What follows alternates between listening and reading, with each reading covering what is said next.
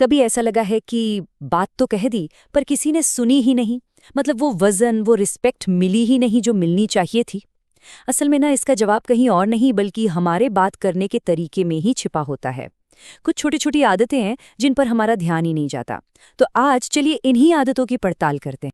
और देखिए, ये सिर्फ बुरी आदतें नहीं हैं, ये असल में साइकोलॉजिकल सिग्नल है। ऐसे संकेत जो हम अनजाने में सामने वाले को भेज देते हैं। आज हम इन्हीं 8 गलतियों में गहराई से उतरेंगे और इनके पीछे की साइकोलॉजी को समझेंगे। मतलब ऐसा होता क्यों है, क्यों ये आदतें हमारी रिस्पेक्ट को कम कर देती हैं। तो चलिए शुरू करते हैं और सबसे पहले ये समझते हैं कि कैसे कुछ आदतें अनजाने में हमारे ही खिलाफ काम करती हैं, हमारे कॉन्फिडेंस पर सवाल उठा देती हैं। साइकोलॉजी के हिसाब से ना ये जितनी भी 8 गलतियां हैं वो 2 मेन कैटेगरीज में आती हैं। पहली वो जो हमारी अंदर की इनसिक्योरिटी मतलब असुरक्षा को दिखाती है, और दूसरी वो जो दुनिया के सामने हमें थोड़ा कमजोर दिखाती हैं। तो सबसे पहले पहली कैटेगरी से शुरू करते हैं, ठीक है। ये वो आदतें हैं जो सीधा सीधा हमारे कॉन्फिडेंस की कमी से जुड़ी हैं। और पता है क्या, ये अनजाने में हमारी ही काबिलियत पर एक क्वेश्चन मार्क लगा देती हैं। अब ये जो चारों आदतें हैं ना, ये सब मिलकर एक ही मैसेज देती हैं, मुझे खुद अपनी बात पर भरोसा नहीं है। सोचिए जरा, बार बार किसी बात को एक्सप्लेन करने का क्या मतलब है? यही ना कि हमें डर है कि पहली बार में हमारी बात में दम नहीं था। और बेवजह सॉरी सॉरी बोलना, ये तो ऐसा है जैसे हम अपना हक खुद ही छोड़ रहे हों। बार बार पूछना मैं ठीक कह रहा हूं ना, ये दिखाता है कि हमें अपनी कीमत के लिए दूसरों की हाँ चाहिए। और अपनी अचीवमेंट्स को छोटा करके बताना, अरे ये तो अपनी मेहनत को नकारने जैसा हो गया। तो ये तो थी इनसिक्योरिटी वाली आदतें। अब बात करते हैं दूसरी कैटेगरी की, वो आदतें जो दूसरों की नज़रों में हमारी अथॉरिटी और कॉन्फिडेंस को कम कर देती हैं।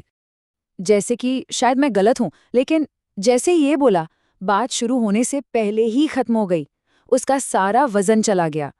या फिर वो बेचैनी, जब बातचीत में थोड़ी सी भी शांति होती है और हम उसे भरने के लिए कुछ भी बोलने लगते हैं, ये घबराहट दिखाता है।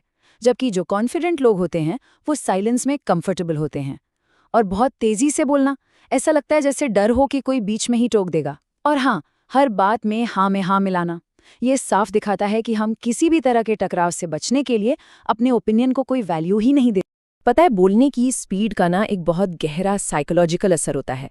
जब कोई बहुत तेजी से बोलता है तो मैसेज जाता है, मुझे डर है कि कोई मुझे सुन नहीं रहा या बीच में टोक देगा। वहीं दूसरी तरफ जब कोई धीरे और सोच समझकर बोलता है तो उसकी बात में वजन अपने आप आ जाता है। वो ज्यादा पावरफुल और भरोसेमंद लगती है, क्योंकि इससे लगता है कि बोलने वाले ने अपनी बात पर सोचा है और उसे अपनी बात पर पूरा यकीन है। तो ठीक है, इन आदतों को पहचानना तो पहला स्टेप हो गया, पर अब सवाल ये है कि इन्हें बदलें कैसे। तो चलिए अब इसी पर बात करते हैं। देखते हैं कि इनके बदले हम कौन से बेहतर और ज्यादा कॉन्फिडेंट तरीके अपना सकते हैं। और एक बात साफ कर दूं, कॉन्फिडेंट होने का मतलब अग्रेसिव या गुस्सैल होना बिल्कुल नहीं है।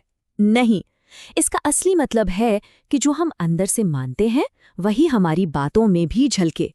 तो बार बार सॉरी बोलने की जगह सीधे अपनी बात रखिए। बहुत तेजी से बोलने की बजाय आराम से सोच समझकर बोलिए। अपनी स्पीड को थोड़ा धीमा कीजिए। और हर बात पर हाँ हाँ करने की जगह अगर आप सहमत नहीं हैं तो सम्मान के साथ अपनी अलग राय रखिए। यकीन मानिए, इससे आपकी अथॉरिटी और सेल्फ रिस्पेक्ट दोनों बढ़ती है। तो आखिर में ये सारी बातें एक बहुत ही जरूरी आइडिया पर आकर रुकती हैं। वो ये कि सम्मान, रिस्पेक्ट कोई ऐसी चीज नहीं है जिसे हम किसी से मांग सकते हैं या जबरदस्ती छीन सकते हैं। नहीं, असल में यही इस पूरी चर्चा का निचोड़ है। सम्मान एक नतीजा है, एक रिजल्ट। ये धीरे धीरे बनता है, हमारे बात करने के तरीके से, हमारे रुकने के तरीके से, और जिस भरोसे के साथ हम अपने विचार रखते हैं उससे। तो अब जाते जाते एक सवाल, जरा अपने आसपास और शायद खुद के अंदर भी झांक कर देखिए और सोचिए, इनमें से कौन सी आदत है जो सबसे ज्यादा देखने को मिलती है। बस इस पर सोचना ही बदलाव की तरफ पहला कदम हो सकता है।